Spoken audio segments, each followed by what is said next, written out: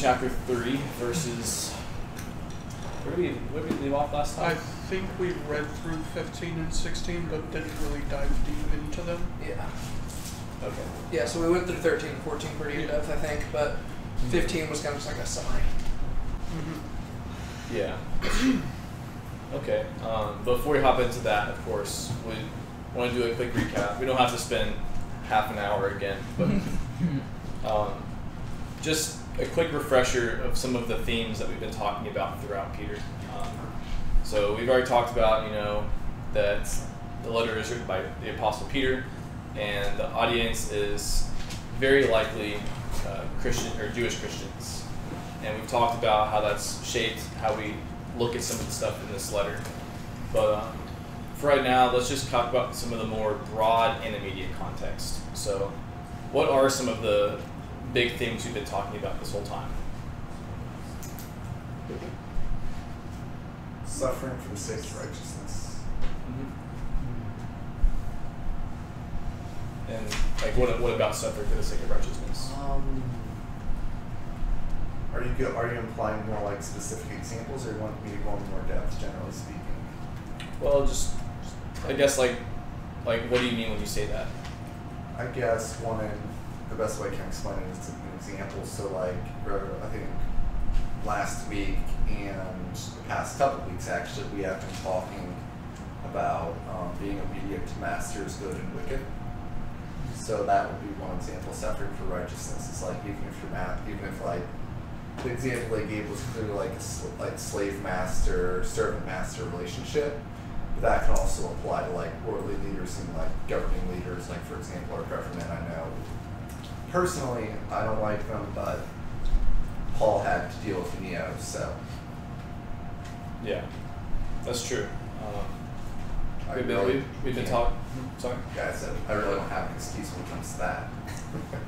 None of us do, but yeah, I mean, I guess if you really go back to ever since the beginning of this letter, like suffering has been a big theme, but not just any kind of suffering. We're talking about suffering in light of our faith.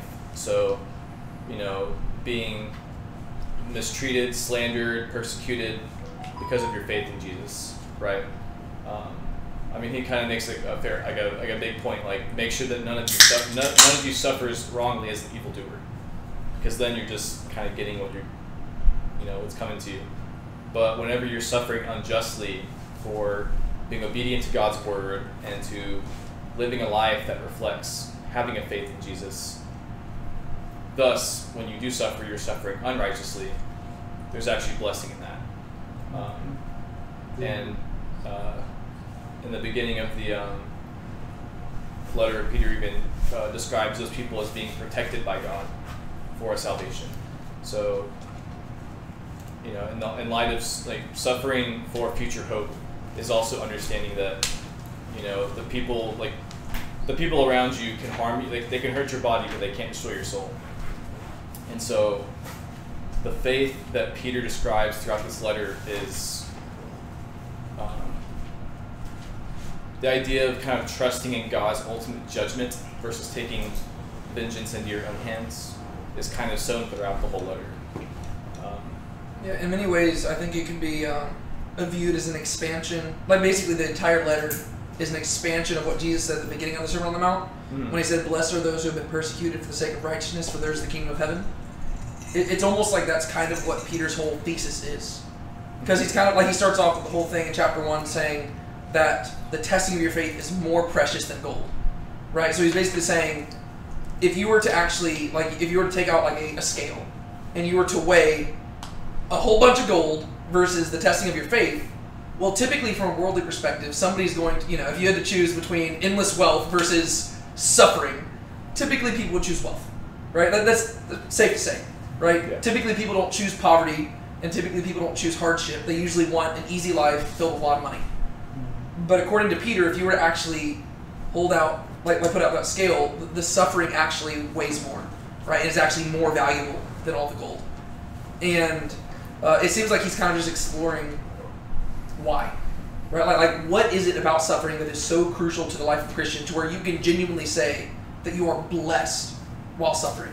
And it's both from a personal perspective, but also the fruit that comes from suffering for righteousness, in the fact that how it actually directs attention, like how it directs other people towards God, right? To where there's both like personal and like communal and worldly, not worldly in the sense of like sinful, but worldly in the sense of like people in the world.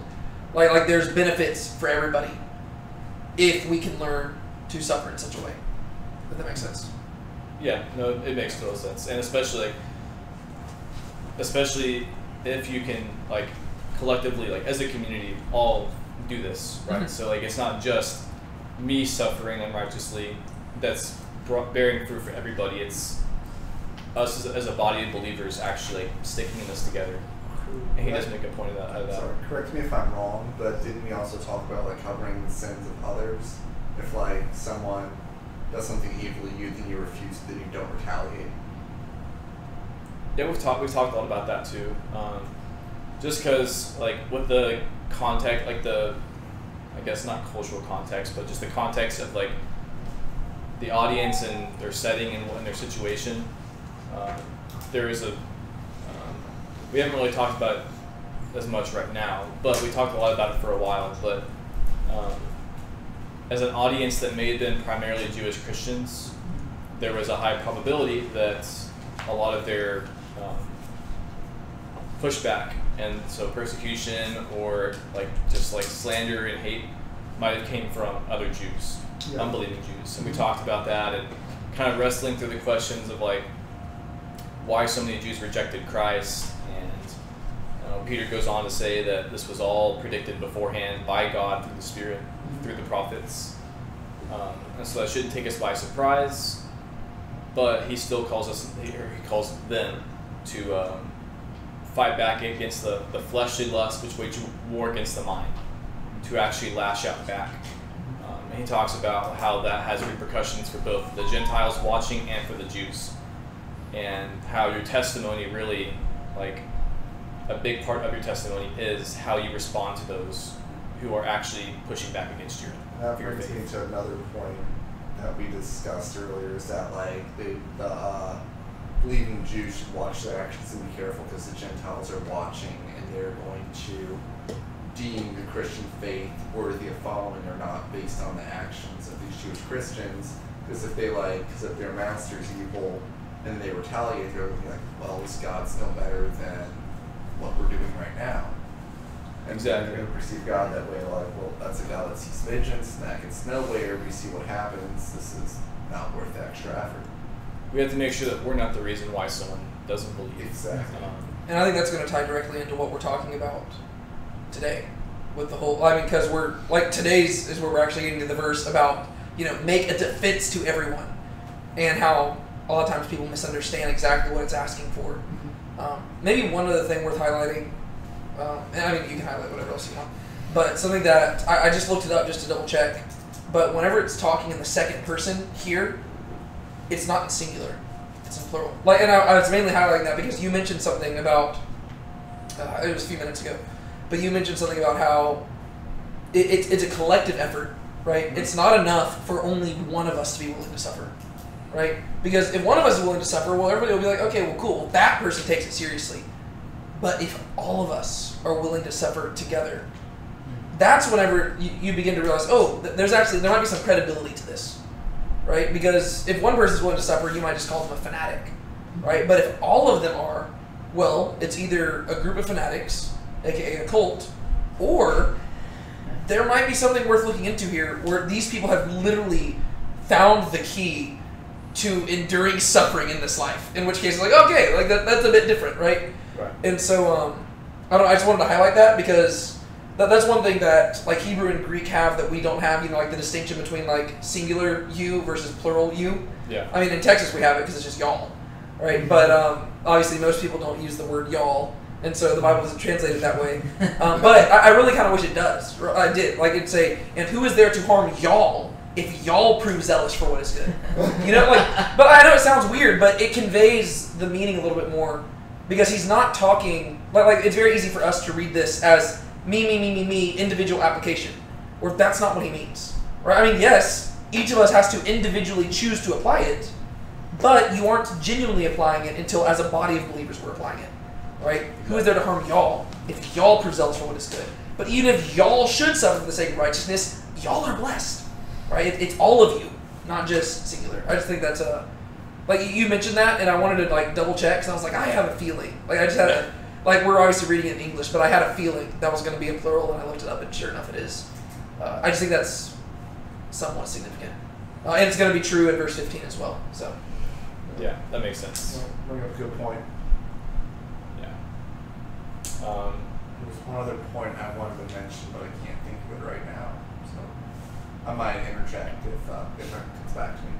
Okay. Is there anything else that y'all want to bring up before we just go ahead and hop into the verses?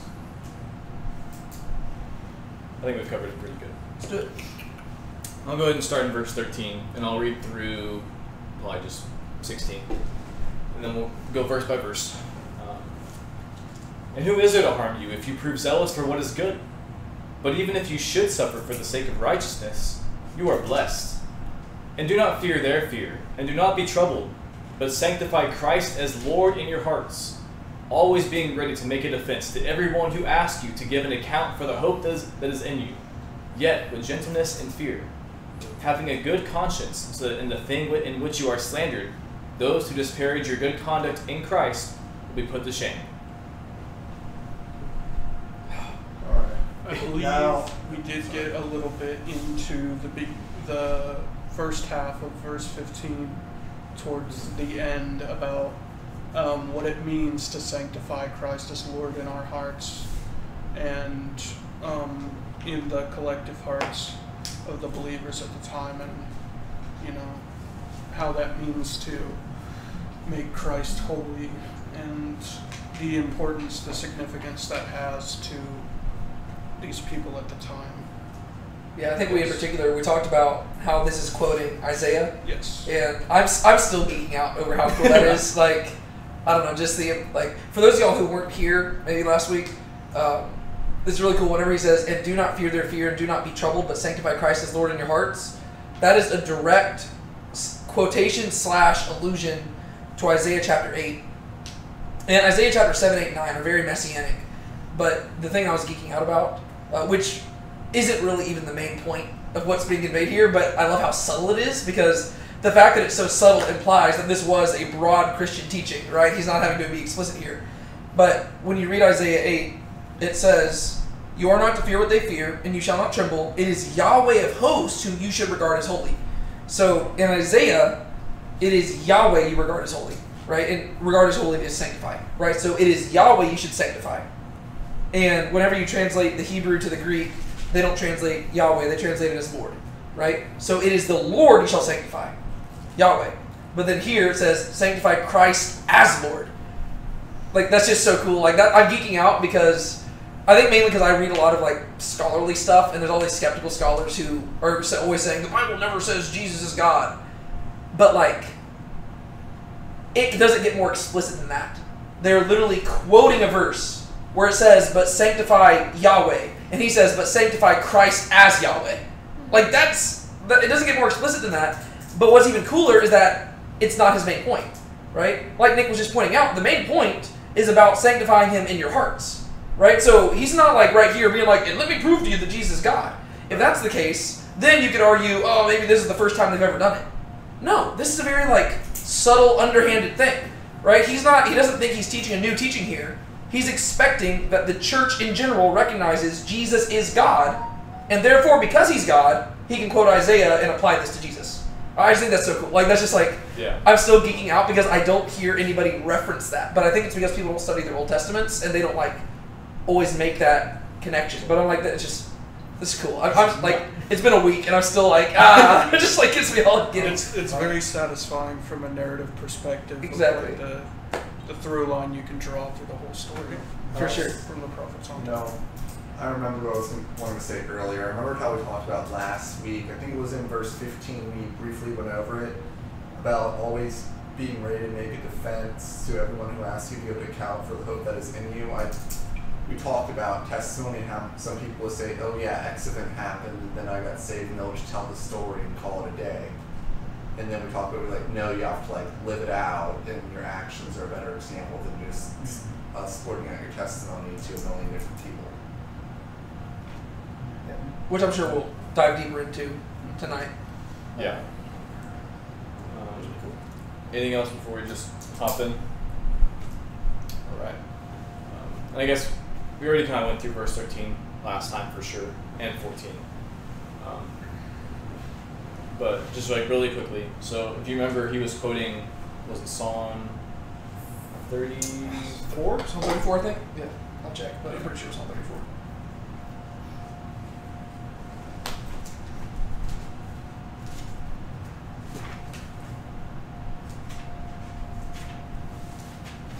Yes, Psalm 34. Okay. And like we don't have to go obviously back through all this again. I just wanted to say, like, so the face of the Lord is against those who do evil, and then he says, and who is there to do evil to you if you prove zealous for what is good? And we talked about, the wording there, like proving zealous, and how we tie that back into like the whole like testing of your faith and all that stuff. And then, but even if you should suffer for the sake of righteousness, you are blessed. And do not fear their fear, and do not be troubled, but sanctify Christ as Lord in your hearts, always being ready to make a defense to everyone who asks you to give an account for the hope that is in you, yet with gentleness and fear. Stop there. So,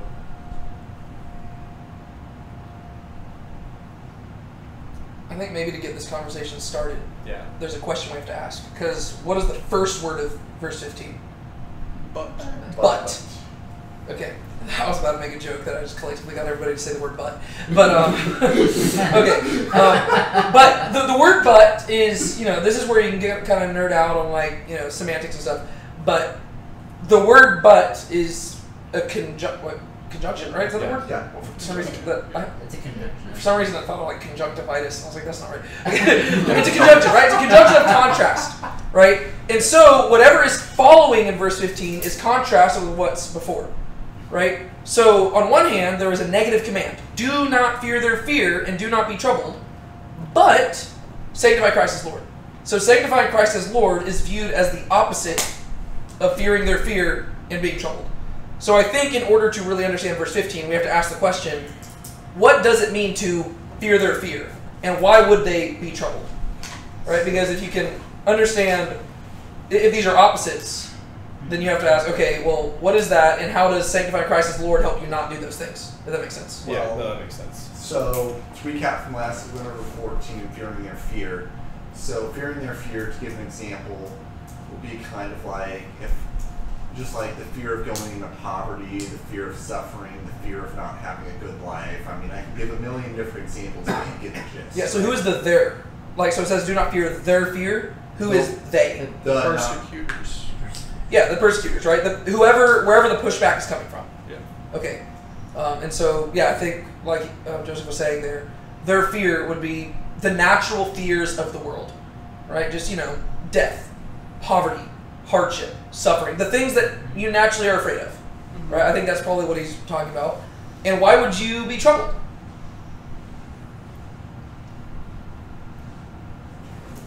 Because it says, do not fear their fear and do not be troubled.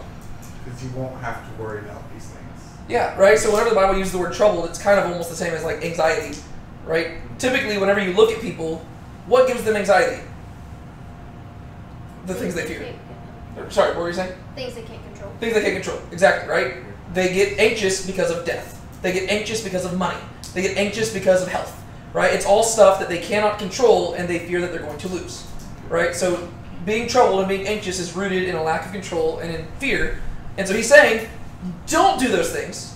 Don't fear their fear. Don't be troubled, but sanctify Christ as Lord.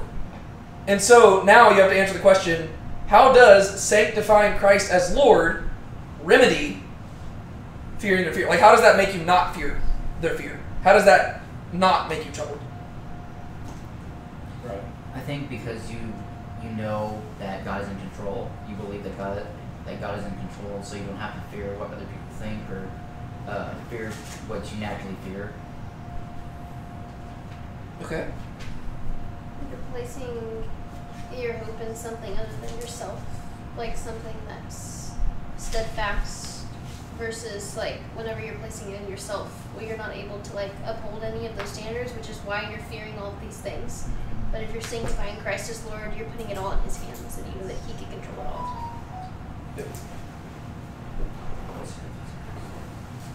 Yeah, I agree too.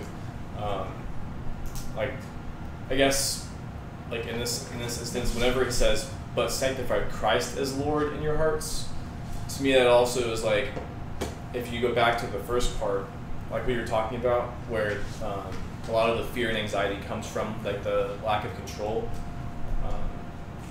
I think the main reason that you feel like the anxiety and the being troubled is because you're trying to put it in your hands. Mm-hmm. And so I think that the contrast is like, it's not like you're not the Lord of your life essentially. Yeah. So it's not God and you put the burden on yourself. The idea is like, if you're sanctifying, you're regarding as like set apart.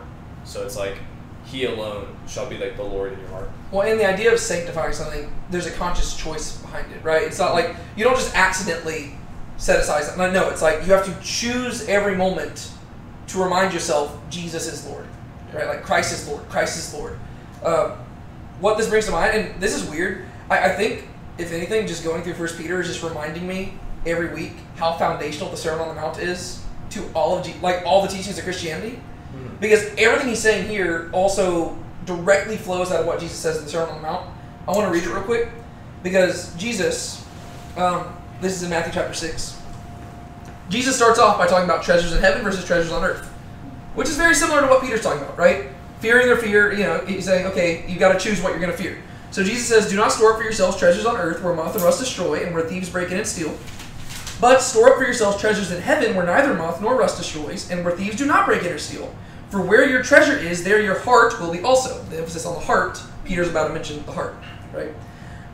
The eye is the lamp of the body. So if your eye is clear, your whole body will be full of light. But if your eye is bad, your whole body will be full of darkness. If then the light that is in you is darkness, how great is the darkness? No one can serve two masters. For either he will hate the one and love the other, or he will be devoted to the one and despise the other. You cannot serve God and wealth. Right? The word for wealth there is like mammon. It just means like the things of the world. Right? You cannot serve both God and the things of the world. You got to choose one master because you can't straddle the line. And so that's what Jesus says. And then immediately from that, Jesus goes into this subject. For this reason I say to you, do not be worried about your life, as to what you will eat or what you will drink, nor for your body as to what you will put on. Is not life more than food, and the body more than clothing? Look at the birds of the air, that they do not sow, nor reap, nor gather into barns, and yet your heavenly Father feeds them. Are you not worth much more than they? And which of you, by worrying, can add a single cubit to his lifespan? And why are you worried about clothing? Observe how the lilies of the field grow. They do not toil, nor do they spin. Yet I say to you that not even Solomon in all his glory clothed himself like one of these. But if God so clothes the grass of the field, which is alive today and tomorrow is thrown into the furnace, will he not much more clothe you, O you of little faith? Do not worry then, saying, what will we eat, or what will we drink, or what will we wear for clothing? For all these things the Gentiles eagerly seek. For your heavenly Father knows that you need all these things. But seek first his kingdom and his righteousness, and all these things will be added to you. So do not worry about tomorrow, for tomorrow will worry about itself. Each day has enough trouble of its own. I just think it's interesting how Jesus talks about treasures on earth versus treasures in heaven, and then immediately heads into, don't be anxious. Which is kind of what Peter's doing here too, right? Do not fear their fear. Sanctify Christ as holy. And he's saying, don't be anxious, right? Because that's your natural temptation, right? There's this, within our hearts, we're like, but if I don't stress out about money, how do I know where my next meal's coming from? Give us this day our daily bread, right? It's like, it's all right. God will take care of you. You might not have everything that you want, but you'll have what you need. And that's like what it's constantly going to. Sorry, I do have something a little bit interesting to add to this, or I think it's interesting.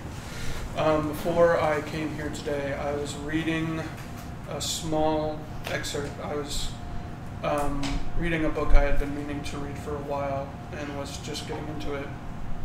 It's called The Laws of Human Nature by Robert Greene, if you're interested. And it points out how the evolution of humans from animals, if you choose to believe that, is fundamental in how fear came to be in us and how it's very ingrained in our human nature to be fearful because of things of our surrounding. It's a survival instinct, and anxiety built off of that, and deeper emotional connections formed further from that as well. And I think that having fear and anxiety be represented as something that is so like ingrained in our human nature means that to not have that fear, we need to put aside our human nature and believe in something that is other than human. Yeah, I mean, I think that's entirely valid, because you don't have to teach somebody to be anxious, right? It naturally comes to us, right? There's this natural inclination, because we like control, and we like, there's a reason why we get nervous whenever we walk into a dark room, because we can't see what's around us, right? And we want to flip on the lights because we want to know things, and there's like this anxiety that comes from that. And so I think that you're 100% right. Like, what Peter's asking us to do, and what Jesus asks us to do, or commands us, is to do the almost supernatural thing. You have to choose to deny yourself and not be troubled and not fear. But the only way to do it is by sanctifying Christ as Lord, right? Because you have to remind yourself, even if I'm not in control, there is a God who is, right? And so even though they kill my body, and I have every human reason to be terrified, I trust that there is a God who laid down his life for me, and he is preparing a place for me. And this suffering will be nothing in comparison to the eternal weight of glory.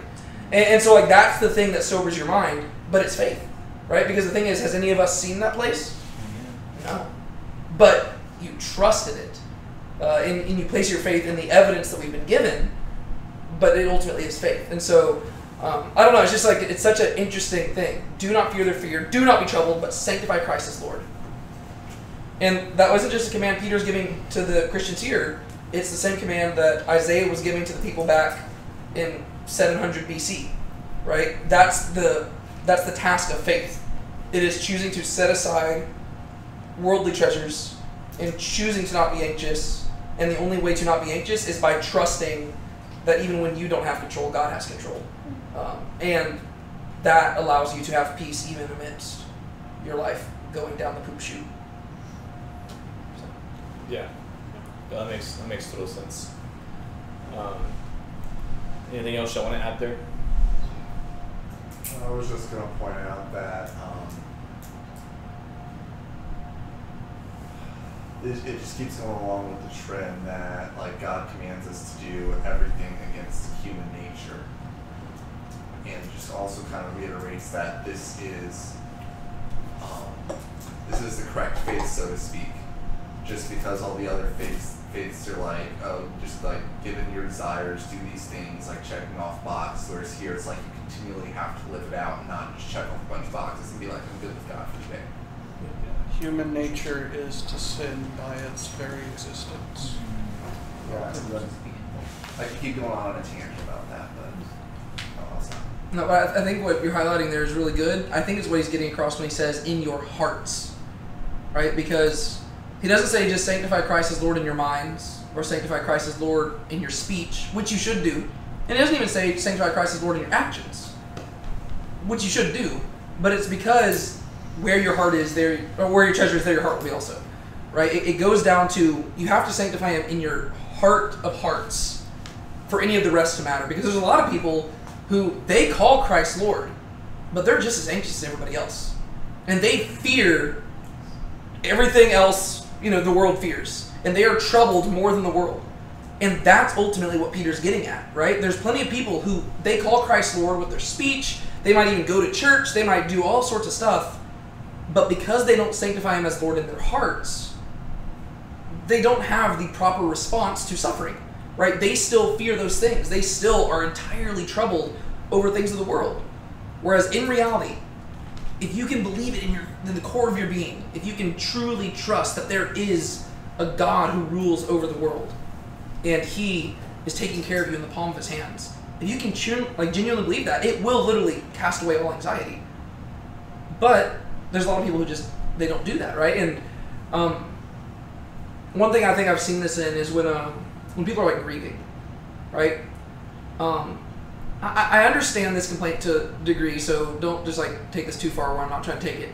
But I've seen some people, whenever people will, like, there will be this temptation to, like, quote scripture at the person and say, oh, well, don't worry, God's ways are higher than our ways and his thoughts are higher than our thoughts, which I think is a great verse.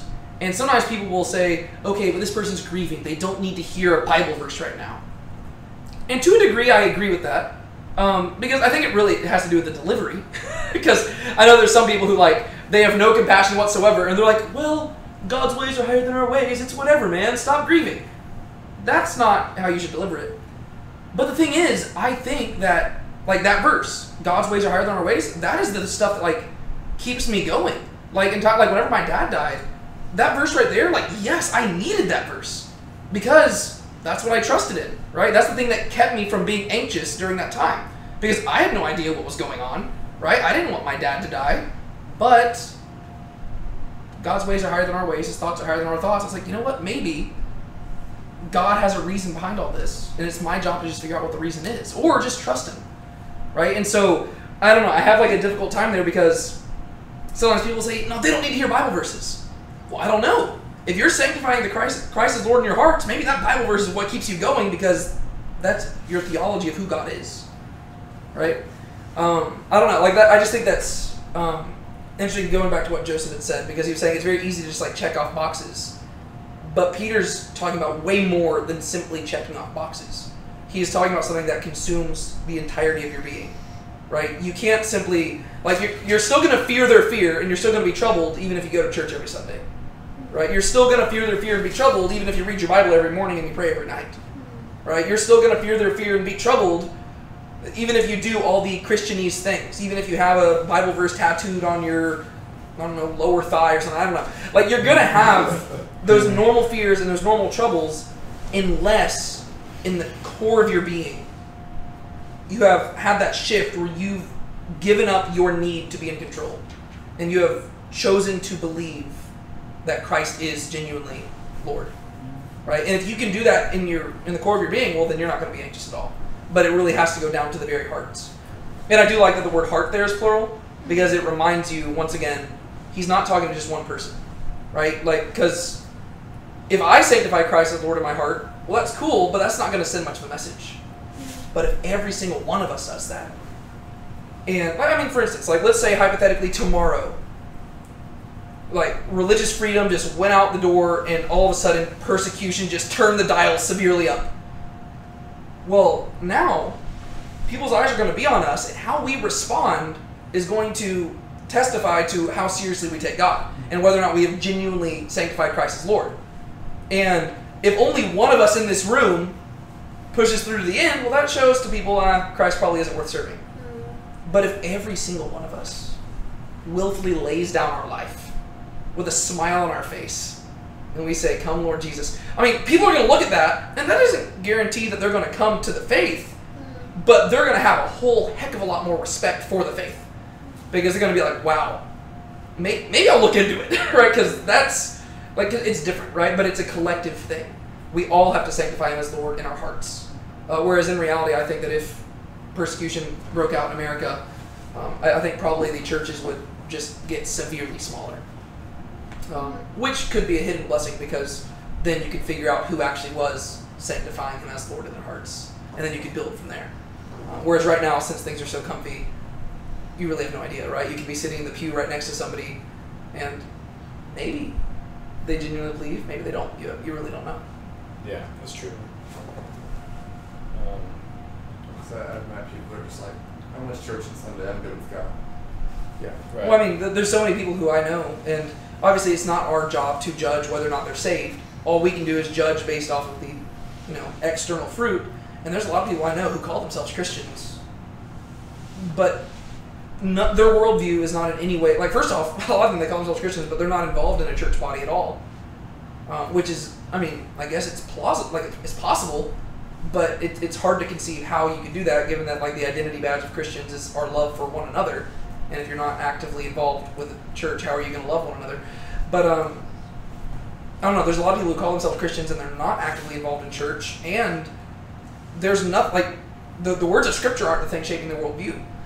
And so you look at it, you're like, okay, what does the word Christian even mean anymore? I know that Mike Stratton talks about that a lot. If it could be anything, it's nothing. Yeah, because it's like, okay, what is the word Christian? Because back in Peter's day, it meant something. In our day, it's like, I don't know. What makes you a Christian? I don't know. My family grew up Christian. Okay, well, that doesn't mean you're a Christian, but yeah.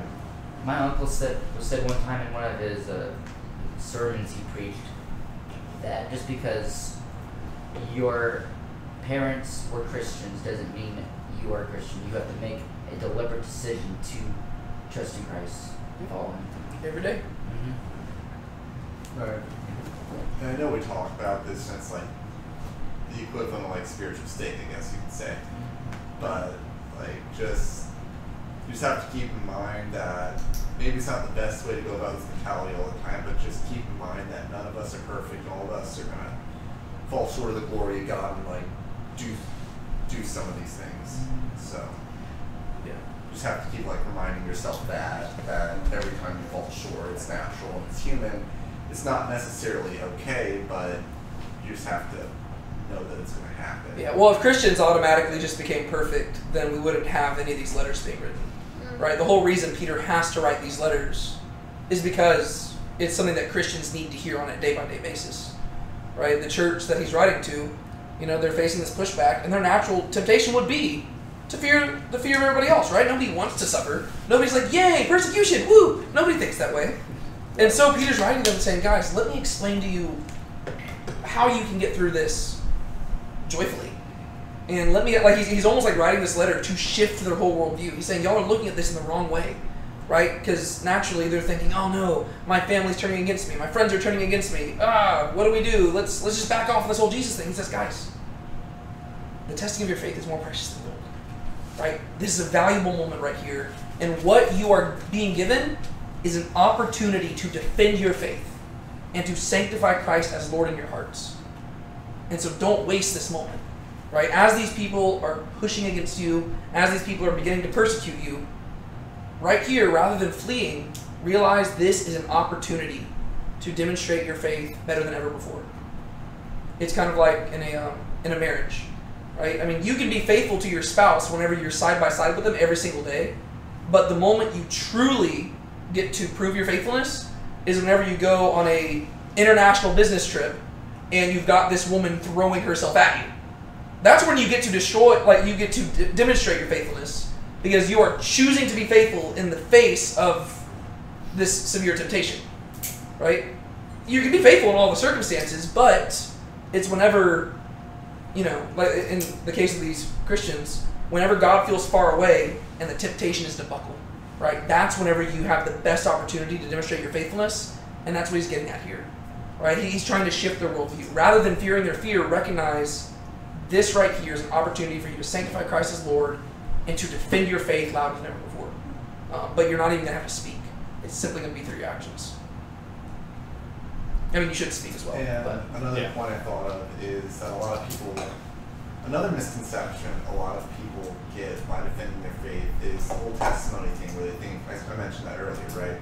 And another thing people do is they will go to their Bible, go online and be like, God is real because XYZ happened historically. They found Noah's Ark here, they found the Ark of the Codex. We don't even know if some of that's true, but they'll go on, they'll rant about it, and they'll defend it that way. I mean, there's nothing necessarily wrong with those things. It's just not like we'll talk about it. That's just not what he's talking about here, because we'll use that verse to talk about that. Like, there's nothing wrong with sharing testimony, and even like in sometimes there's reasons to talk about like the historical or just like natural reasons for God or for our faith. Yeah, that's just not really what like this verse is talking about, which is what usually we pluck it out and talk about that. Yeah, I think that's my biggest frustration with this, is that I obviously don't have a problem with using intellectual arguments to defend the faith. I think we should do that. But my frustration is whenever people feel the need to justify those things with a verse, and so they go and just like pick out some random verse from the Bible and say, ha ha ha, look, it tells us to make a defense. Well, hold up. What is he saying in context? Because in context, whenever he says make a defense, he's not talking about intellectual arguments, right? It's talking about, living it out. Does that mean you shouldn't make intellectual arguments? No, you should. But, I mean, you don't really need a Bible verse to defend that, right? You just, I don't know. Just whenever people give you evidence for the Christian faith, don't be like, no, I don't want it. Just be like, sweet, awesome. I'm glad that I have that in my toolkit now. But yeah, there's nothing inherently wrong with defending the faith in that way. We just want to be faithful to the text. Right. Just to clarify, not anti-testimony. I may have taken that a little too far. No, you're good. You're good. No, I do agree with what you're saying though, because I have seen some Christians go to an opposite extreme where either they rely way too much on the intellectual side of things, or sometimes they will just make up stuff for the sake of making it sound like there's certain evidence, right? I mean, like, they're like, yeah, we found Noah's Ark. No, we didn't. We did not find Noah's Ark. And you're not actually, like, you're not going to, increase people's faith in Christianity by making up stuff, because whenever they look into the thing you made up, they're going to realize you made it up, and then it makes it look bad. Like, just be faithful. Like, that's one thing that drives me nuts about, one thing I try to talk about a lot on my YouTube channel is the evidence for the martyrdom of the apostles. Because people will say, we know for a fact that every single one of the apostles of Jesus died a brutal death except for the apostle John. And that's severe overstatement, right? We have accounts for each of them dying a martyr's death, but most of those accounts come centuries later, and we have several accounts for each apostle, and a lot of the accounts are contradictory. They're in like different locations, they die in different ways. It seems like a lot of the times there were just certain places that wanted to be associated with an apostle, and so they made up a story about the apostle dying there. We have good evidence for like a handful of them dying, and it's possible that some of them died for their faith, but like my whole thing is that we shouldn't overstate things. Whereas I see a lot of Christians doing that, and they're well-meaning, but in the end, that's going to backfire, because they're going to say, we know for a fact that every apostle died for their faith, and here's how it happened. Well, all somebody has to do is just like look into that for 5 minutes, and they realize it's wrong. And now what you've actually done is you've given them a reason to disbelieve in the faith, because now they just said, oh, well, I looked into what this one Christian claimed, and it turns out that they were lying. It's like, well, they're deceiving. Exactly. And so we don't want to overstate our case. We just want to, like, if we're going to use intellectual arguments, we need to be willing to do the research and make sure that it's actually true. And we don't want to simply overstate things because it confirms what we believe. Because, I mean, that's what a lot of people do, both on Christian and non-Christian perspective as well. And so I was just saying that because I do agree with what you were saying, Joseph. I just want to say that we need to be nuanced about it, if that makes sense. Yeah. Anything else you want to add right there? Okay, so we can go ahead and move on to the second. Well, we've been talking about the second half of 15, but I guess another thing I just want to clarify or like point out is that when it says always being ready to make a defense, like it's kind of building off of like the sanctified Christ is Lord in your heart. Like it's not like a separate sentence. It's like almost like a subordinate clause off of that, if that makes sense. Yeah. Your being ready to make a defense is part of sanctifying Christ as Lord. Yeah. Right. Like that's why you do it. It doesn't end this sentence there. It's like a whole continuation from the back half of 14 all the way down to the end of verse 16. It's all one complete sentence. It's kind of like if I were to say, I am preparing to go on a run by putting on my shoes. Right? It's like the putting on the shoes is the way that I'm preparing for the run. Right? So the way you sanctify Christ as Lord is by always being ready to make a defense. And so now you have to ask, what does that mean? Which we've kind of been hinting at, but I think, if anything, we just talked more about what it doesn't mean. And so now we have to ask, what does it mean? Yeah, and maybe if we read it a little bit further, it'll help give some insight into that. So I'll just quickly reread. But sanctify Christ as Lord in your hearts, always being ready to make a defense to everyone who asks you to give an account for the hope that is in you, yet with gentleness and fear, having a good conscience, so that in the thing in which you are slandered, those who disparage your good conduct in Christ will be put to shame. I think here there's another kind of, I guess kind of like a parallelism. Like there's kind of two things it's almost being like restated in a sense. Which part? So I guess what I'm thinking is, so it says, always being ready to make a defense to everyone who asks you to give an account. and then it's having a good conscience in the thing in which you are slandered. Those who disparage your good conduct. Yeah. Yeah, it's like they're both. Yeah, I get what you're saying. And then in the middle of that is the yet with gentleness and fear, which it's describing the way in which we should give our defense and our account. Yeah. And the fear is the fear of Yahweh, the fear of Christ. Right. And it explains how you keep a good conscience. Right. It's all connected. I just wanted a simple question. Why does he specifically add that little, like, yet with gentleness and fear? Because he understands that some people who are ready to come to the defense of their faith may do so in a manner that isn't gentle. They'll try to be more forceful with it. They'll try to Crusade. Yeah. Right. They'll try to really impress their beliefs onto those who would persecute them, and in doing so, they would give them more to fear than they already do, by acting in such a manner that is not tied to the ways in which we should be living our lives. Yeah. Is how I view that. I find that a lot of people will definitely think that. They think that they find preachers to be hateful and condemning and angry and rude, all that stuff, and it's kind of like non-Christians feel that way, many to like a great extent. Yeah. Well, and I think that I was going to bring that up because even for the people who do try to make the whole defense thing, they try to make that more about the whole intellectual arguments. To me, that's like the biggest proof that they're not actually caring about the context of the verse. Because I've seen so many people get into apologetics-based arguments, and they're not doing it with gentleness and fear, right? They are doing it, like they're just like spewing, like they're just like getting into like these like red-faced arguments, being like, "Well, you know what? You're just stupid for not believing in Christianity." I'm like, guys, okay, like that, to me, that's the biggest proof that they're not actually caring about reading the verse in context. There's a carrot and a stick, and the carrot uses stick. Yeah, it's almost like they're suddenly trying to defend themselves for having that faith. Exactly. They don't want to make themselves look foolish for believing in something like this. They're not actually caring about making the defense. They're caring about self-preservation. For sure.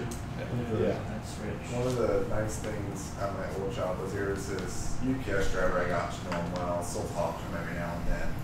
But he was an atheist, and it was nice because he was always willing to have religious debates with me when he was in the store picking up packages. And like, he wouldn't get defensive or aggressive, I wouldn't get defensive or aggressive, and it was just an ideal place to talk about this sort of things and debate. yeah. Were you just angry? I was just gonna say, I mean, honestly, I could be wrong here, but I think another thing that helps kind of contextualize what Peter's going for specifically, and I don't mean it to say that it only applies in that context and we can't apply it like otherwise, but it just seems like the defense part is also in the context of like people like slandering them, if that makes sense. Well, it 100% is, because I don't know, were you gonna say something else? That's basically it. Okay.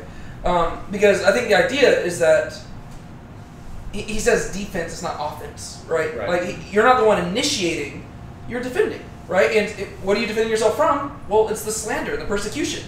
And I think that's why he has to bring up gentleness and fear, because naturally, whenever you do face that pushback, and people are like trying to, you know, I mean, what these Jews are probably facing, they're probably mocking them, saying, you know, you would never follow Jesus if you genuinely love Yahweh. Right? If you genuinely love the Lord, you wouldn't do this. You've abandoned your people. Like, you can imagine just the type of things they'd be hearing. Well, naturally, the temptation would be to lash out back and to be like, no, like, you're wrong. Or like, you know, if people are like throwing stones at them or It's something. even stronger since it's probably coming from their own family members, people they've known for a long time. Yeah. Well, and you probably know this even outside of a religious context. Think about whenever you get into an argument with your family. Right? Naturally, whenever we're closer to people, for some reason, not for some reason, it's obvious, it hurts more whenever they turn against us. Right? It's one thing if some stranger in the YouTube comment says something to me, even that's annoying enough, but whenever it's like a close friend or a family member, it hurts. And so you either have two options, right? I mean, you can either choose to be the better person, and you can just, you know, try to seek peace, which is what Peter wants you to do, or you could do the natural thing, and you could try to, one-up them and prove that you're not as bad as they think you are, and, you could lash out back. And I think that's what he's saying. No, you always need to be ready to make a defense. And I love that phrase, always being ready. Because, that's one thing, you can't do that with intellectual arguments, right? Because you might have 5 arguments for the resurrection of Jesus, but if somebody drops in and says, give me 10 arguments for the existence of God, what, are you supposed to just have a billion different things in your head at all times? That's impossible. But what you can always be ready to do is to live a life that is consistent with viewing Christ as Lord. Right? That's what he's saying. Does that mean if it's regarding slander against a Christian, like the early claims of incest among Christians or them being atheists, it's more about personal attacks? Well, yeah. And not in contrast to, like you're saying, this is our 5 statements that we believe this. You're not supposed to push church doctrine on the world. It's supposed to be in defense of accusations that are misinformation, just wrong. Yeah, so in general, I would agree with that. I don't think we're supposed to push church doctrines on the world. I just don't think that's what he's even talking about. But is he talking I think in general, he's just talking about, the same, what you're talking about there with the whole, so for those of y'all who don't know, there were a lot of accusations that the early church received. They received accusations of being incestuous, and that's because they always called each other brother and sister, and they're like, hey, here's my wife, Sister Cindy, and everybody's like, whoa. So they called them incestuous. They called them cannibals because they always talked about eating body and drinking blood. And then what was the other one? Atheists, right? Yeah, they were called atheists because in a world where people worship thousands of gods, Jews and Christians only worship one God, and so from our perspective, we're like, how is that atheist? Well, because you're rejecting all the other gods. And so Christians were called those things. And I think that's probably a good example, where as they're being derided as these things, the natural temptation is to lash out back. But what Peter's getting at is no. Whenever people revile you and say those things, what they're actually doing is they're giving you an opportunity to live out your faith. And they're watching your response. And what you need to do on your part is always be ready to make a defense. Right? That means that you can't let your guard down. Right? You can't just say, oh, well, I don't know, I woke up on the wrong side of the bed that morning and I lashed out at them. Okay, well, God will forgive you for that, but guess what? You might have just affected that person. Like if you had responded differently, that person might have come to Christ. But your failure to respond correctly, that could have affected things for them forever. Right? Once again, God will forgive you, but you're not supposed to simply be trying to escape, you're not just trying to barely escape the flames and make it into heaven where God's like, I'll forgive you for all this stuff.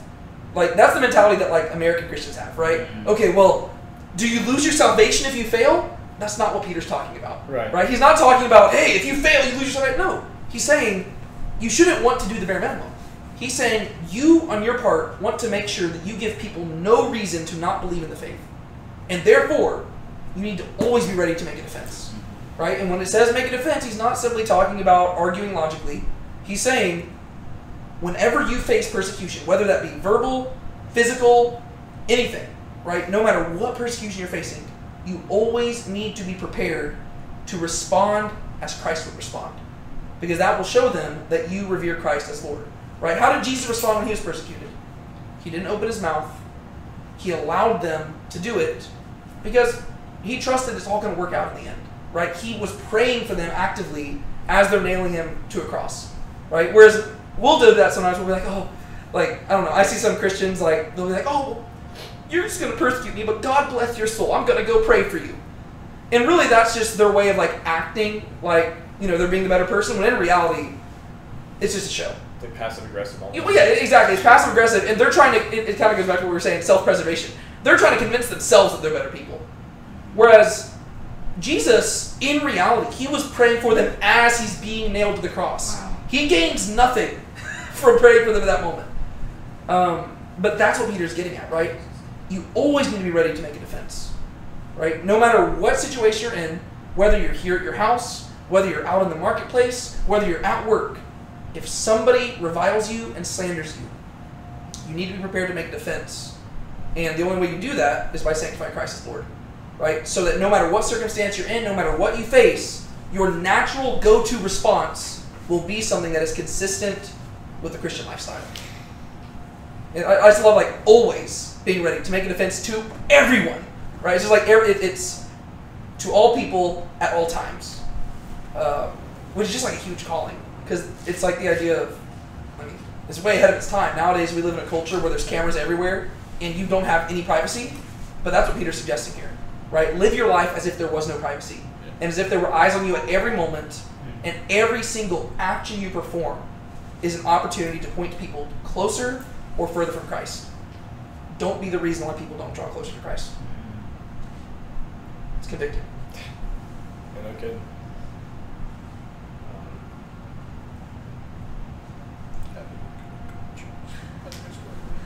Yeah, no, I had something, but it was just an idea that was in my head, but I don't know that that's really what it's talking about. But It doesn't hurt to go for it. I'll throw it out there. Just because I've noticed a theme a lot with like Jew on Jew stuff a lot, like Juju. right. Because I think that he's definitely talking about like the way you live your life, right? Like not as much like the logical stuff, but I guess like one thing that popped in my head is like I wonder if he's like talking all about like, because obviously if you're talking to some random like Gentile, you don't really use like the Torah to like make a case for Christ, but I wonder if like he has anything in mind about like having a defense like to other Jews, like pointing to like how Christ was like predicted back in the Torah. Yeah. I don't know. Probably tell them to go back to Isaiah chapter 8. Be like, hey, Isaiah chapter 7, virgin birth. Isaiah chapter 8, sanctify Yahweh is holy. Isaiah chapter 9, a son will be born to you. It's like, Right. yeah, go back and read all of these things that you've been taught in your life, and these are why it points to him. Oh, just because I mean I've seen like in the Gospels and stuff, there's accounts where it's like like an apostle or like Jesus himself, like like the road to Emmaus or something, where it's like he would like explain like how the scriptures pointed to him. I don't say that because like to like I just kind of was a thought. There could be evidence that that's what he's suggesting here, because I hadn't even thought about it from that angle. But think about how controversial, like if we're talking about Jew on Jew persecution, right? Think about how controversial that statement, but sanctify Christ as Lord in your hearts, is. Because the whole reason why certain Jews would be persecuting Christian Jews is precisely because they are sanctifying Christ as Lord. That's why Jesus was killed, because he claimed to be God, right? And so it could be sanctify Christ as Lord in your hearts. That could be the equivalent of like the Shema, right? Saying, you know, like, Hear, O Israel, like basically plant this word in your heart. That popped in my head earlier too when we were talking about.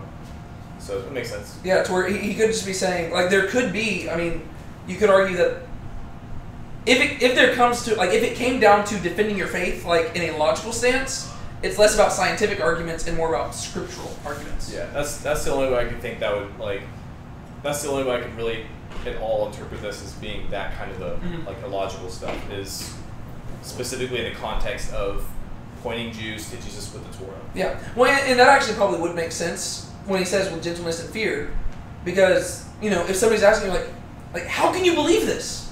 Well, you say, let's open up the scriptures and search together, right? But you do it with gentleness and fear, right? You don't say, you idiot, didn't you ever read Isaiah chapter 7? Like, no, it's like, but that's how a lot of people do it, right? They'll be like, I can't believe those Jews, how did they never read Isaiah chapter 53? How did they not see it? Like, that's how people act. But he's saying, don't respond that way. No, if they ask you to give a defense, give the defense with gentleness and fear, right? But always make it, like, the goal always has to be not simply to win an argument, or not simply to prove how righteous you are. It always has to be to win the other person. But not winning the other person in the sense of making them a Christian. Winning the other person in the sense of giving a good example of a Christian, right? That's what I mean by like, win the person there. You're not treating them like just like a, you know, like a prize to be won. I will convert you. Yes. Whereas I see a lot of Christians doing that too, right? Their singular goal with everybody is, I'm going to convert everybody. You do, I mean, obviously you should desire that, but it's not, like sometimes we even make that more of a check-off list for us, right? It's like, ooh, look at how many people I've converted. No, the only reason you should want people to be converted is because, well, two reasons, right? For their own good, right? But also for Christ's glory, right? Those should be the main reasons. But you're not going to accomplish either of those things if you just treat them like people to be converted, right? You should simply want to love people, and you should want to glorify God with your life, and as a result, you should do things that ultimately will hopefully lead to their conversion.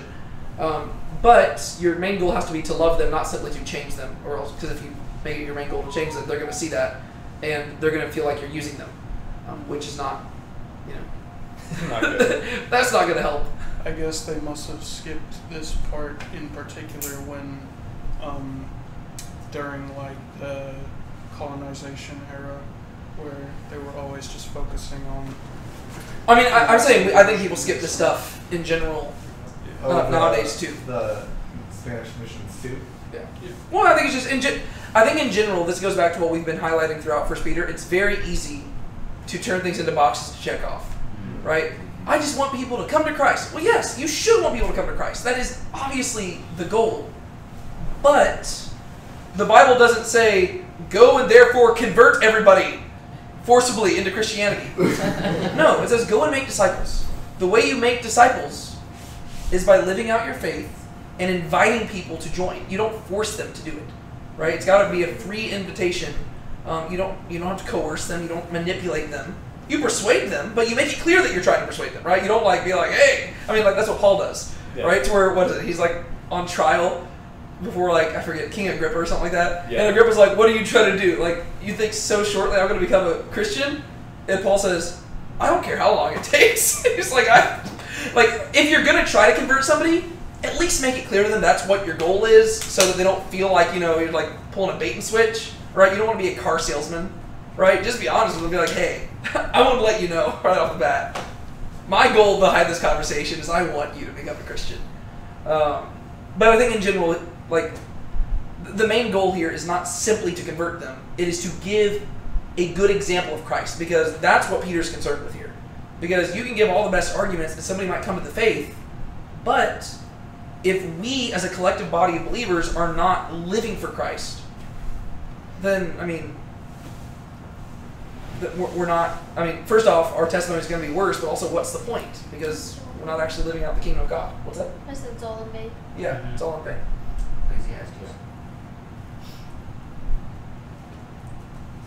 And then having a good conscience, so that in the thing in which you are slandered, those who disparage your good conduct in Christ will be put to shame. So, what is he saying there in verse 16? I think he's really putting an emphasis now on, if you follow this, if you're living your life in the way which you would put your faith in God and allow Him to guide you and hold your conduct true to what you're being taught in this lesson and throughout, that those who would persecute you, those who would call you out despite this, would be punished and put to shame for being barbaric in a sense. Like, the idea of someone being so vicious and nasty to someone who's doing absolutely nothing in return, who's showing nothing but good faith and is preaching their steadfast love and appreciation for God being in their life, is like, it's paramount to just any form of human rights violation you can really think of. From an external perspective, it's going to look like, well, he's going on, well, the Christian's going on living his life, and there's this guy slandering him for his beliefs. Yeah. And he's not retaliating, just makes the slander look bad. Yeah. It makes them look even worse than they already. Exactly. And also I want to focus on having a good conscience. I know we talked about this before, but I think what he's trying to hint at is like having a clear conscience before God, like checking your mind before you do or say something, or checking your heart. Yeah, I think that ties back into chapter 2, where he's just like reminding that the Gentiles are watching, right? Yeah. But the conscience here is not simply before the Gentiles, before God Himself. And I think that there's really like two very practical applications to what he's saying here. One of them we kind of already addressed. It's just like, whenever you see people arguing, right? Usually the person who starts getting defensive and really frustrated is the person who's losing the argument, right? And so I think very practically he's saying, okay, if somebody's slandering you, if you lash out back, it doesn't make you look good. Because practically speaking, it makes it look like you don't have good reason for the hope that's in you, right? It makes it look like your hope is built on shaky ground. It looks like you're on equal footing with the person who's slandering you. Exactly. Or if anything, it makes it look like they pulled the fast one on you and that they were correct, and they should be slandering you, right? But he's saying, well, no. If you can respond as a Christian ought to respond, well, practically speaking, it just makes it like if for anybody who's watching, it might not convince the person who's slandering you, but for the people who are watching, they're going to say, well, that person responded a lot more graciously and lovingly, and they just seem more at peace in life, right? So there's that practical aspect of it. But also, I think there's also this long-term, eternal application to it. And it kind of goes back to the whole non-retaliation thing we've been talking about, where vengeance belongs to God, right? To where, there's the practical aspect of, like, in this life, it makes you look better whenever you don't retaliate in a strong way. But long-term, specifically it says, sanctify Christ as Lord in your hearts, always being ready to make a defense to everyone who asks you to give an account for the hope that is in you, right? So the thing that you're defending is Christ in you, the hope of glory, the fact that Christ will return one day, we will dwell with him forever, he will judge the living and the dead, right? That's what you're defending. And then it says, do this with gentleness and fear, having a good conscience, so that in the thing which you're being slandered, what are they slandering you for? The fact that you sanctify Christ as Lord and that you believe he's going to judge the living and the dead, right? So in that very thing that you're slandered, those who disparage your good conduct in Christ will be put to shame. So why is it that they're put to shame? Well, it's because in the end, you're proven right. Because in the end, whenever they die, they come face to face with the fact that Christ is Lord, and he will judge the living and the dead. And the hope that you have placed in him, the hope that you placed in him doesn't put you to shame, but the hope that they placed, it puts them to shame, right? And that goes back to Romans chapter 5. Sorry, the language is very similar here because it talks about suffering and like hope and shame. It says, therefore, having been justified by faith, we have peace with God through our Lord Jesus Christ, right? So faith leads to peace. Through whom we have also obtained our introduction by faith into the grace in which we stand, and we boast in the hope of the glory of God. So because of the faith and because of the peace, we boast in the hope of the future glory of God. And not only this, but we also boast in our afflictions, knowing that affliction brings about perseverance, and perseverance, proven character. And proven character, hope. And hope does not put to shame, because the love of God has been poured out within our hearts through the Holy Spirit who has been given to us. So, like Paul in Romans is saying the same thing that Peter's saying here. He's saying that because of our faith in Christ, we have peace that surpasses all circumstances. And not only do we have peace, but we can actually rejoice in the future glory of God. And because we have that future glory that's coming, we have this hope. And that hope allows us to rejoice in present trials, because we know that in the end, it'll all work out in the end. And these present trials are simply going to shape us, which is exactly what Peter's been saying in the first 2 chapters. Yeah. Right? And eventually, whenever we do suffer and we do die and we stand before Christ, we'll realize that our hope won't put us to shame. That's why the Bible talks about hope as like whenever the Bible uses the word hope, it's not the same as how we use it nowadays. Like whenever I say, I hope it doesn't rain tomorrow, I'm saying, like, I wish. It's like a wish fulfillment. Right? Oh man, like, I hope it doesn't rain. That's not what the Bible's talking about. The Bible's talking about like confident expectation, right? We can confidently expect that Christ will do what he promised he would do. And therefore, what he's getting at here, practically speaking, is that if you do not retaliate, you can have a good conscience before God. And so whenever you stand before him, he's not going to have to punish you for anything. Meanwhile, the other person who was slandering you, and they thought that they were being righteous in doing so, they're going to stand before God and it's going to be a different thing, right? Having a good conscience so that in the thing which you are slandered, those who disparage your good conduct in Christ will be put to shame, right? So they were mocking you for placing your faith in Christ as Lord. But then their hopes are going to be put to shame whenever they realize that Christ was Lord. And they were actually mocking people of God. Does that make sense? Mm-hmm. Yeah. Right? So there's both the short-term and long-term, like practical aspects to this, right? Short-term, it's just wiser to not lash out whenever people mock you. Long-term, you don't have to lash out because vengeance belongs to God, and he will judge in the end. You don't have to be the one to lash out. He'll do it for you.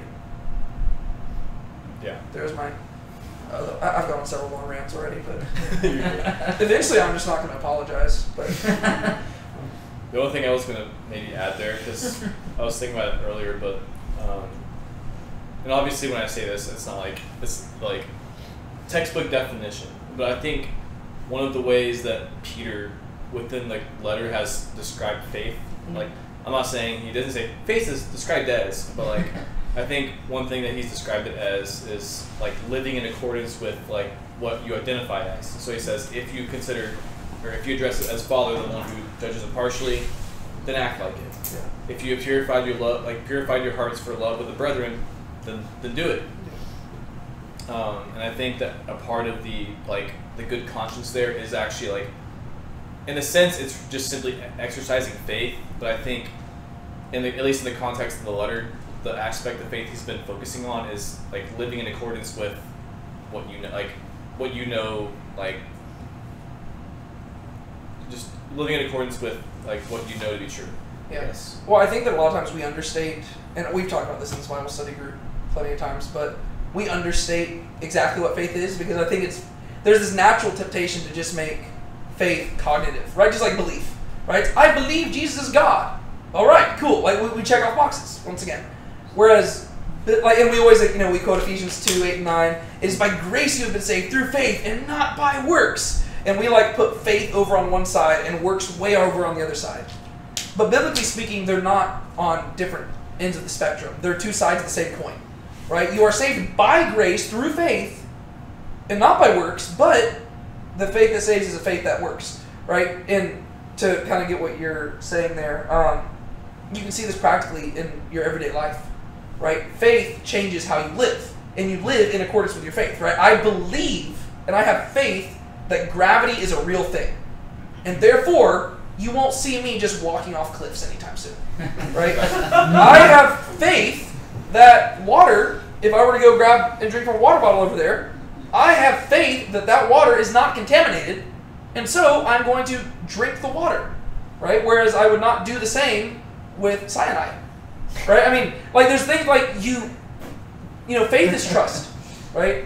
I have faith that Brienne is smaller than I am, and therefore I am not going to trust her to carry me 100 miles, with me, give me a piggyback ride, right? I'm not going to do that, right? Because that would break her, right? That's there's things that you place your faith in, and you live accordingly to that, right? I have faith that my feet work, and therefore I have no problem putting my weight on my feet as I walk down the road, right? That's just how faith works. Whereas there's some people, they know their feet don't work, and so they don't do that.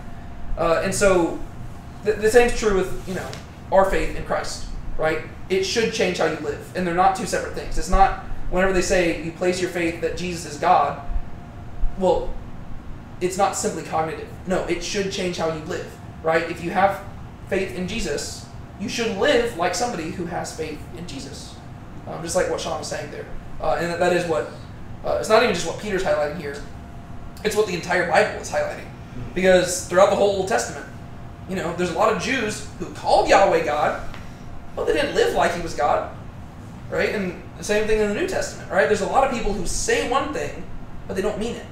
And it seems like really the whole Bible is just being like, guys, it's got to be in the heart. It's got to go deeper. Your faith and your works have to, they have to be in sync with one another. They can't be divorced. I just want to throw that back in there. Yeah.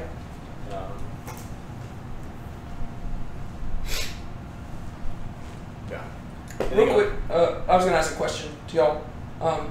We focused on the gentleness aspect, but it says, yet with gentleness and fear. What's that about? Because it said, do not fear their fear. So... Yeah, I think I touched on it before, but if we could expand on, really putting into perspective why showing your fear of the Lord and your fear of Christ would be part of making your defense that the hope is in you. Yeah. I just wanted to draw more attention to that, just because I don't know, I think it's just interesting that I think he goes out of his way to say, do not fear, but fear. It's like, wait a second. Yeah. It's very similar to Moses, I think, in Exodus either 19 or 20, where he says the same thing. He says, like, guys, do not be afraid, but be afraid. And it's like, wait, what? But there's two different types of fear, right? Do not be afraid of the world, but do fear the Lord. And so it's like, whenever you're giving your defense, you act in gentleness towards others in the fear of the Lord, right? So you're being gentle towards others because you have their best interest in mind. You're not just trying to be right or push them away. And you're conducting yourself in the fear of the Lord because you realize that He is watching you and He's going to see how you act. And therefore, you don't want to do the wrong thing and mistreat one of the people that you should be treating lovingly. Being practical with what works, you win people over with kindness. If you think about before you were a Christian, people were kind to you so much. You're like, hey, these people are different. They're nice. Like, Christians are kind people. But if you see the other way, like, oh, they're hateful and rude and aggressive and violent and hateful. Before you were a Christian, you were turned on by the Christians who were hateful. Like, oh, they're so hateful. I want them to be more like that. So, so it works. Like, so the part about being gentle is actually what converts. Mm-hmm. Yeah, because it's not like it's saying that the fate of the people that you're talking to it's in your hands. Like, it's not like the burden's not on you, but when you understand how much of this, like, it's almost more like when you understand how much of an impact you can have by the way you conduct yourself and knowing that God's watching. Like, to me, that's like, that would cause that sort of, like, that would kind of cause that sort of fear to, like, and you can turn people, you have the power to turn people away, the power of your words. Just realizing you could have a big impact, whether it's positive or negative. Well, I think really what he's getting at with both of those terms is get your eyes off yourself, right? Like, you respond, because the natural temptation whenever you are attacked is to be self-focused and kind of play the victim mentality. And whenever you have that mentality, it's easy to lash out however you want, whether that be in anger, frustration, fear, anything. Whereas I think his whole thing is saying, even as you suffer, keep your eyes on others and keep your eyes on God, right? Remember the two most important commandments: love God, love others. And so, even as you're being persecuted, respond with gentleness, right? Love others first, right? Don't be focused on delivering yourself. Don't be focused on proving you're right. Be focused on loving them. And so respond in gentleness. So that, and then fear. That part you mentioned with Moses came in Exodus chapter 20, verse 20, right after the commandments were given. And he said, and Moses said to the people, do not be afraid, for God has come in order to test you, and in order that the fear of Him may be with you, so that you may not sin. Yeah, see, I love that, because he says, guys, don't be afraid. God showed up so that you would be afraid. And it's like, wait, what? But in that instance, it's even funnier because, like, he's actually talking about the same thing there. It's just that their reaction to God was wrong. Because whenever God descended on Mount Sinai, they drew away. And he's like, no, guys, like, you should be afraid of Him, but you should be so afraid of Him that you draw near to Him, not that you get away. Like, it's that they were fearing the right thing, but they were fearing Him in the wrong way. They should have feared Him so much that they wanted to be as close to Him as possible, but instead they feared Him so much that they, like, crept away. But I just love, it's like the same thing. Do not fear, but fear. It's like, okay. Different types of fear. One is you're scared, and the other one is reverence and awe. I do disagree with that 100%.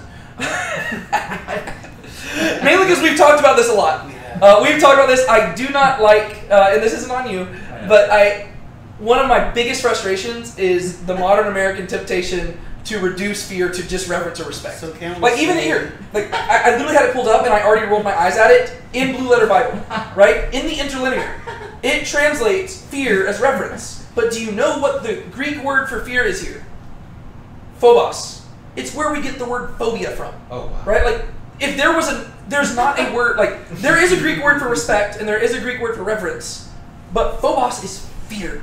Right? And, like, it drives me nuts that people try to water that down. They're like, no, we're not supposed to fear God, we're supposed to respect Him. No, you're supposed to be terrified. This guy has the power to send your soul to hell. Right? He could snap his fingers and you could disappear. Right? He literally spoke and the world was created. Yeah, you should be afraid of Him. Right? If you're afraid of the dark, you better be afraid of God. Right? Because, like, yes. And it drives me nuts. And they're like, no, we just respect Him. Oh, yeah, you better respect Him. But, like, it better be more, like, if you're afraid of getting spanked by your parents, you better be afraid of God. But you should be so afraid of Him that it draws you to obedience because of how much you fear Him. Like, you fear Him so much you love Him. It drives you. So you're commanded to both love God and fear God over yourself.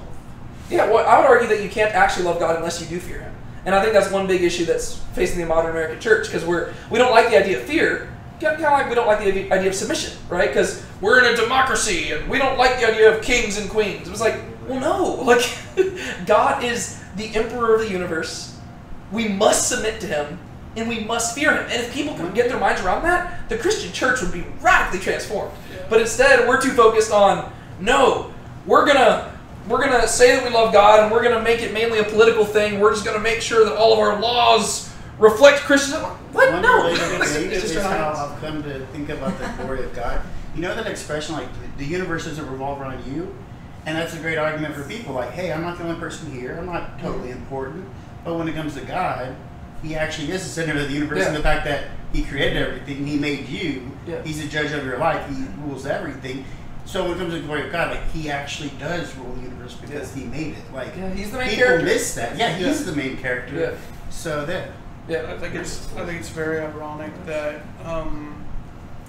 they, like you were pointing out, some of the other pastors will speak and they'll try to avoid the topic of putting the fear in God, but I view some of the policies that are being tied to the Christian belief as being rooted in the fear of something else, like the fear that just one that I've seen a bunch, unfortunately, is that the fear of gay people trying to push a certain doctrine onto everyone that would like fundamentally reshape our society or something, and it's like there's no real basis in that, and it's like you should not have a fear of that happening. Well, yeah, like to me, I think that our response as Christians is we need to know what the biblical values are, and it is our responsibility to raise up our children according to biblical values. But it's not our job to force people to conform to those values, if that makes sense. Yeah. Right? Because like obviously, like I do not endorse homosexuality or anything like that. But if somebody wants to go and sin, I mean, it's not my job to force them not to. Right? I mean, I can talk with them and I can say, hey, I don't believe this is right. But the thing is, that's more of an in-house issue, right? Like, if we're both answering to the same book, well, then we can talk about it. But if they don't believe if they don't agree with the Bible, well, I mean, then why should I expect them to adhere to that, you know? Like, there's certain things, I mean, there's other issues, like, you know, murder. I think that's something that you don't have to be a Christian to recognize that murder is bad.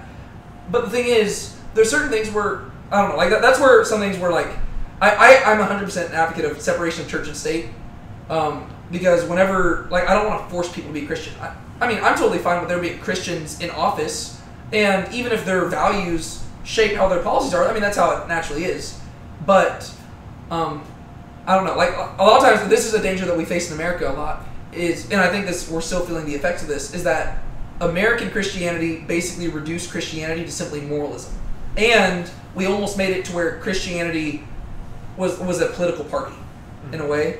And we're still feeling the effects of that, because that's why a lot of people say that they're Christian, but their families haven't gone to church in several generations. It's simply because they were raised with Christian values, and really Christian almost equals like traditional nowadays. Yeah. And that's a problem, because a lot of people, like, they don't actually they're not actually Christian. That's just where they politically line up. And I think that's a bit of an issue, because I'm like, no, like, Christian means you submit to Christ as Lord in everything, right? And that means that, you know, if I open up this Bible and it said David Tate cannot get married, I would have to have a really tough conversation with Brianna. I'd say, I'm sorry, but I can't, you know, we answer to this. Whereas a lot of Christians, they're trying to make the Bible like the, you know, the Constitution. Well, I'm like, well, it is the Constitution for Christians, but for people who aren't actively choosing to submit to Christ, I mean, technically they're going to have to answer to him one day, but it is, I mean, that he's going to choose that day, right? It's our job to try to motivate them to follow Christ, but not to force them to. So I never really noticed that, like you're saying, there's evangelical association. They just think they're that way. They think they're Christian, and that I completely agree with the separation of church and state. But the contrary view that I know of, I don't agree with, but I know it's out there, goes under many names. There's dominion theology, kingdom, restoration, liberation, and what I believe is the world should not be run by, you know, you should have a religion without the Pope. You don't need the church to run the state. But the contrary view is that the Christians, and there are many people who are Christians, who take the view that they should take over governmental bodies and rule the world. They should have a Christian world. Yeah. And they think that if they do that, then Christ would come to rule over. Yeah. Like, they think they're going to improve the world from their position first. Yeah. And that's the contrary view to what we're believing here. And I'll say one more thing, and I'm trying to figure out how we even got on this topic. Yeah. Church and state. Yeah, but I'm trying to figure out how we got there. But we probably need to get back to the actual text itself. Yeah. But one final thing I'll just say in regards to it is like one very practical example for me is I hear a lot of Christians, especially in Baptist circles, you know, they'll say, oh, well, the country really went downhill whenever we stopped praying in our schools. Yeah. But the thing is, I'm like, okay, but prayer itself in the schools, I mean, like, I don't know, I have an issue with that because I'm like, well, should we be forcing people to pray in school? I'm like, no. Like, if you're a Christian, I mean, they're not stopping you Like, from praying I in think- school. I think that Public goes school. directly against the last Public. part of verse 15 where it says, would gentleness and fear. Mhm. That's not being gentle. That's being very forceful. That's Well, to me, I think it's also just misrepresenting Christ. Because the thing is, you're teaching people that being Christian is simply a matter of actions, right? Oh, well, America's a Christian nation as long as they pray in schools. That doesn't make them a Christian nation, right? You can make the entire government filled with Christians in charge. That doesn't make them a Christian nation, right? The only thing that would make them a Christian nation, I guess, is if God specifically chose them and said, you are going to be my nation. Like, no, like, it would have to be, like, that's what I'm saying. Like, it has to be, it's a heart issue. But a lot of times we reduce it to simply moral actions, right? And we'll say, oh, well, you know, America was a Christian nation because we prayed in our schools and we followed the 10 Commandments. And I'm like, okay, well, first off, you obviously don't know how the 10 Commandments work because those were the first 10 Commandments of the Torah, which was that's the Jewish law, right? And so, and they're like, well, we keep all of them. Really? You keep the Sabbath day? Well, yeah, we go to church on Sunday. Sunday's not the Sabbath day. Saturday's the Sabbath day, and the Sabbath day's a day of rest. Like, it's like, I don't know, like, but that's always what has driven me nuts. Because to me, I'm like, I have no desire to force people to pray in schools, because then I'm just going to have a bunch of people who think they're Christians when in reality Christ is not Lord in their hearts. And so I would much rather let the government do what they're going to do so that as a church we know where we stand and we know who actually is calling Christ Lord. Because whenever the church and the state intermingle too closely, all of a sudden you have a bunch of people who call themselves Christians, but you don't know who actually is on your team. Whereas, I don't know, the further that this divide has formed in America, to me it's become easier and easier to figure out who's an actual Christian. Because you're like, okay, well, the people who are following biblical values are probably the actual Christians, and the ones who are just going with the flow of politics, well, they're probably not. Right? And like, I don't know. So I take a little bit of a different approach there than probably a lot of Christians do. Yeah. But I think it's because I'm trying to be... I think the easy way, like I'm saying I'm trying to be biblical, but I think the easier way is to just, you know, like the less nuanced way is just make my values equal to what I'm going for in politics. There are nuanced ways, like which denomination gets to pick. Are we going to go to the Catholic law or the Protestant law? Yeah, we're not Or getting the into all that. Orthodox. Like it's too many options. Yeah. All right, Sean, back to you. So back to this. So verse 16, what is he saying? He says, having a good conscience so that those who disparage your good conduct will be put to shame. Just to recap. What is he saying there? How does having a good conscience put to shame those who disparage your good conduct in Christ? You have a clear conscience before God. You're giving nothing wrong. They're just doing pure evil to you if they slander you. Mm-hmm. So, in God's eyes, you're doing everything right, but they're doing everything possible wrong. And he's kind of, I think there's been a couple verses already he's said a similar thing, like the one where he talked about being in submission to all authorities. I think he had mentioned silencing. Let's see. It kind of reminds me of when Jesus said, when he says, the one who doesn't cast out the first stone. Kind of reminds me of that verse. Yeah, let the one, kind of like that. Yeah. let the one who is without sin cast the first stone. Yeah. So. 1 Peter 2:18. Servants, be subject to your masters with all fear, not only to those who are good and considerate, but also to those who are crooked. For this finds favor, if for the sake of conscience towards God, a person bears up under sorrows when suffering unrighteously. And then for what credit is there if when you sin or harshly treated you endure? For if when you do good and suffer for it you endure, this finds favor with God. Like this has just been a consistent thing with Peter, is he's always saying it goes back to the conscience, right? You want to live righteously so that whenever you stand before God, none of the blame falls on you, right? To where he can't say, hey, Joseph, I saw you have that conversation with that guy, and you know what? They would have followed me if it weren't for how you responded there, right? Like it's all about, like whether that be in how we submit to authorities, how we respond to people who are slandering us. It's always about maintaining a clear conscience so that if somebody's going to be punished, it's not you. Because on your part, you were faithful, right? That's ultimately what he's been getting to. Really, in every chapter, he's kind of brought up the conscience in a different way. Yeah. And I was also just saying about the silencing. Like right before that, he says be subject for the sake of the Lord to every human institution, whether to a king as the one in authority, or to governors as sent by him for the punishment of evildoers and the praise of those who do good. For such is the will of God, that by doing good you may silence the ignorance of foolish men. Act as free people, and do not use your freedom as a covering for evil, but use it as slaves of God. So it's all kind of the same thing, right? It's continuing to remain faithful even when you are getting slandered or being lashed out at, such that when you stand before God, those people are put to shame if they continue when they continue to do that, or there's glory when they actually turn back to God. But I think it's also just very practically helpful because typically whenever somebody's being harsh or something towards us, I think I already kind of addressed this earlier, but we have this natural desire to curve inwards and defend ourselves.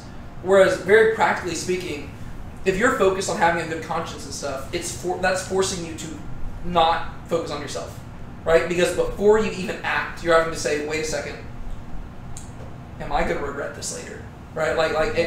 Am I sinning against God or man by responding and how I'm about to respond? So it's actually forcing you to slow down, set aside your anger, and think before you act, which I think just practically speaking is just good, right? Because it's forcing you to be less impulsive and less vengeful, and just literally think, okay, am I responding gently to this person? Am I responding fearfully towards God? Am I going to have a good conscience when I leave here? Or later on, am I going to replay this moment in my head and realize that I was not giving a good Christian defense, right? So I just like the practical aspect of that, where it's just forcing you to slow down, stop focusing on yourself, focus on God, focus on others, and then respond.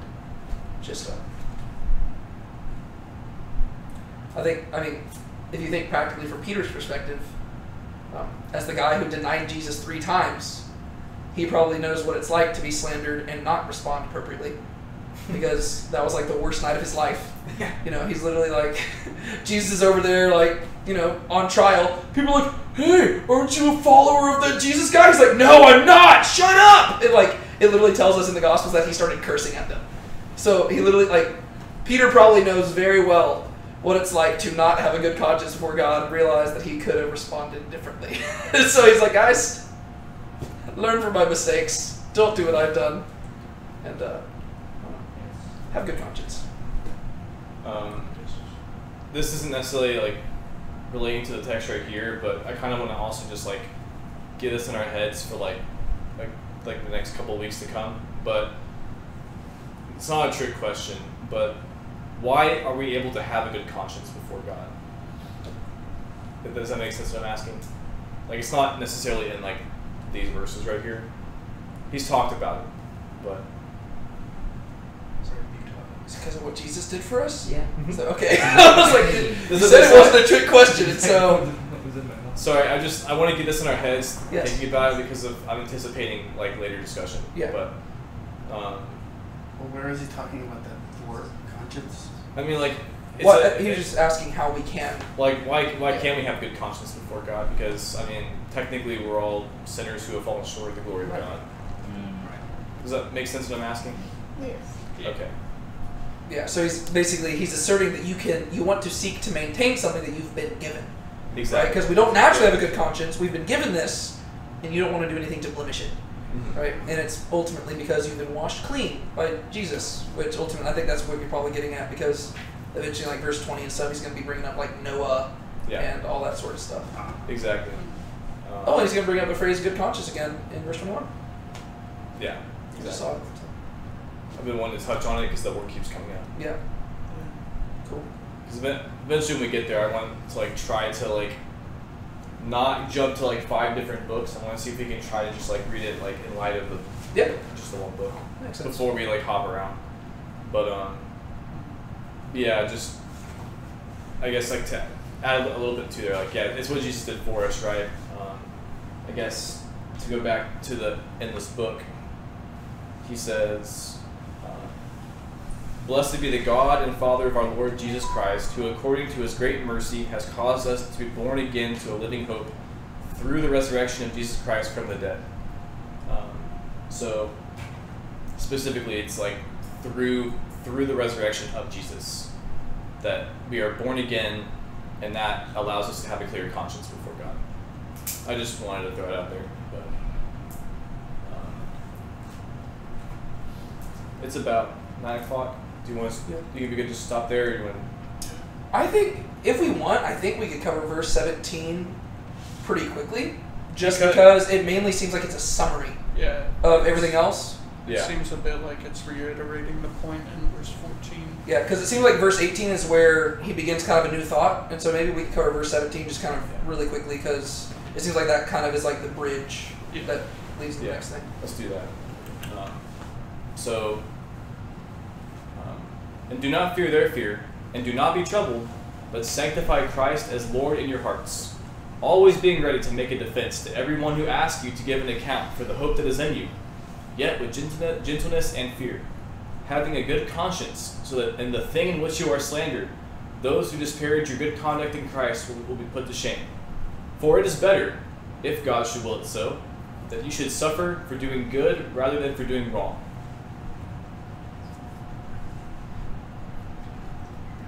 That's fair.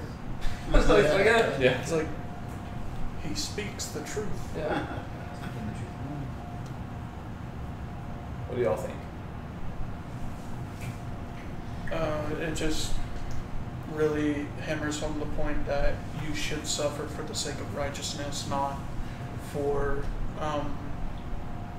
doing wrong, and that if you should suffer, which you are likely going to do in your life, that it is better to suffer for doing good than for sowing deceit, for spreading lies, for slandering others, and acting in a manner of the people who would also persecute you. Yeah, I mean, I guess very practically speaking, it's if you're going to suffer anyways, may as well do it for the right reasons.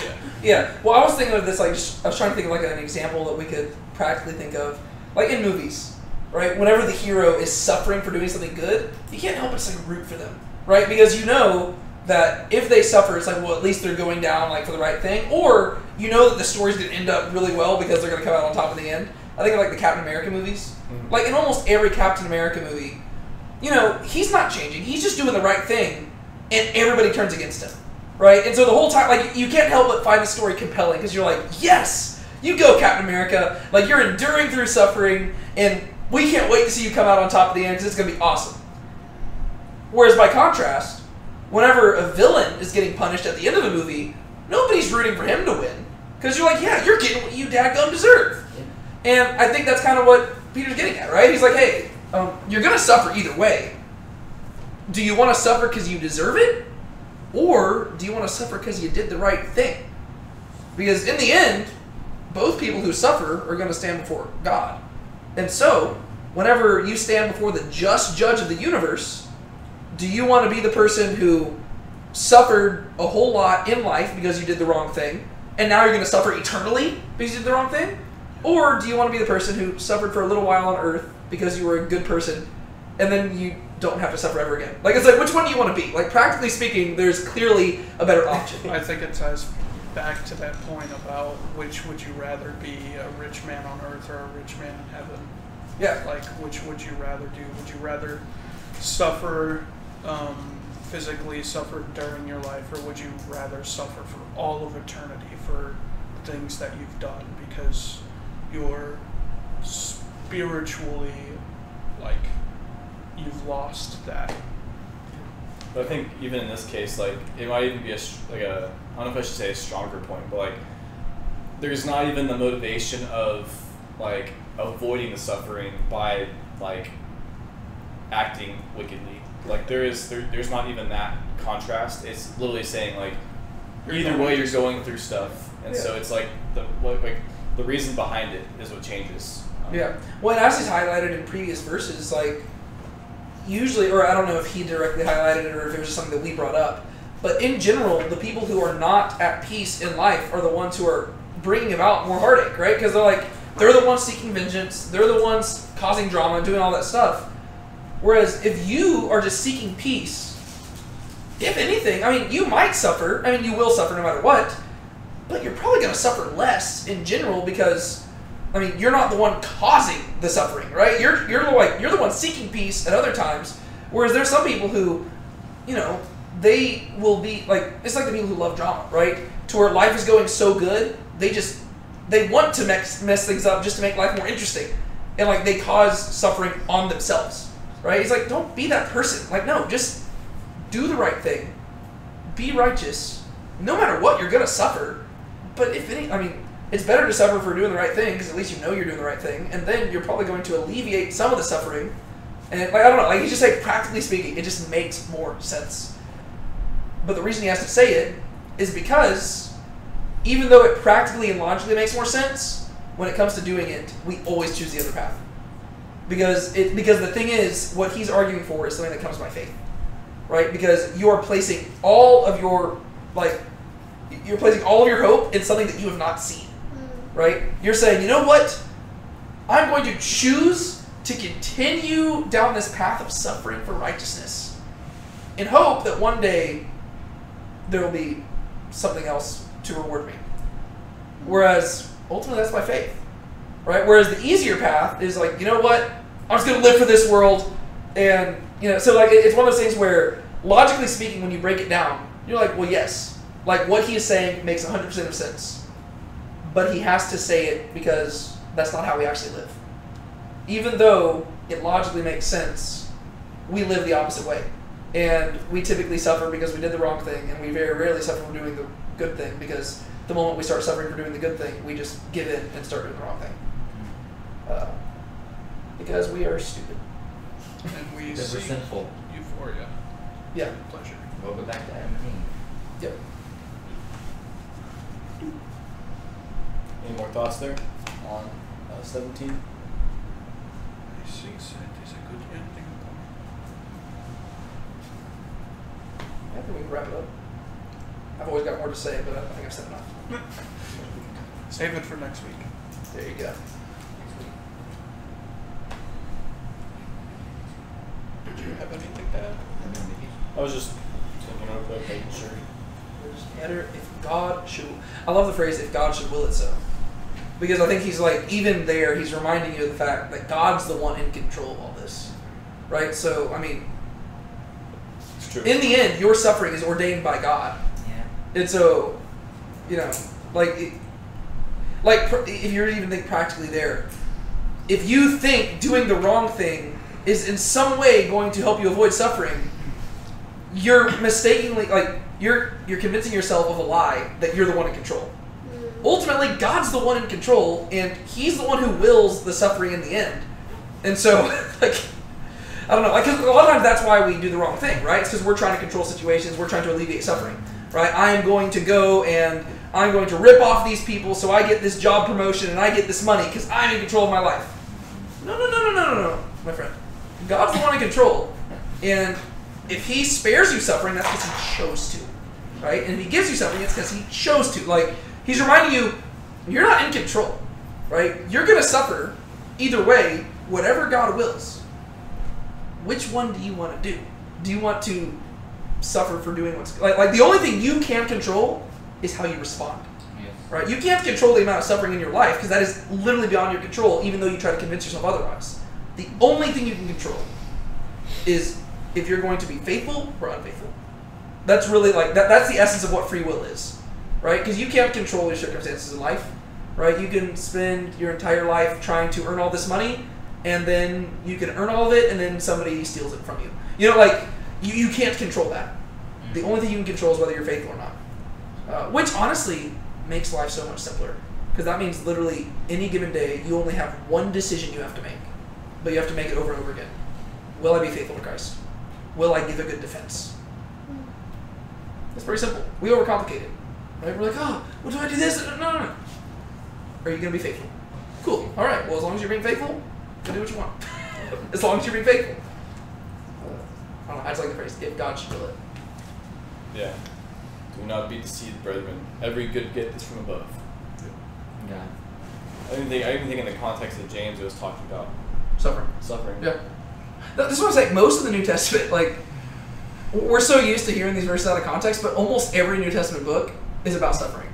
Like, whenever you actually look at the context, because that's what the early church was facing, right? Like, the reason why they're writing these letters is because most of the churches, you know, as they're growing, they're facing pushback, and so the apostles are writing letters to them being like, hey guys, I know you want to give up.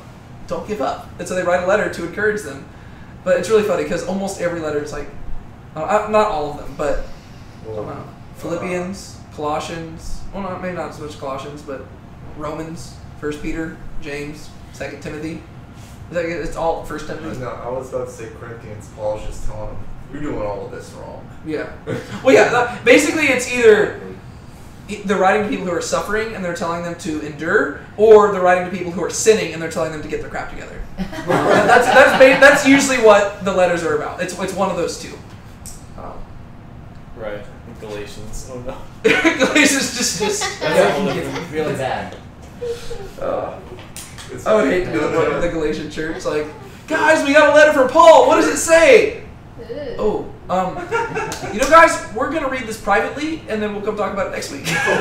No, I've seen the memes where it's like the Church of Corinth. We just got a letter. Wonder who it's from. Opens it. It says like, oh. Oh. Do you have anything else you wanted to say? No, I don't think that's it. All right, cool.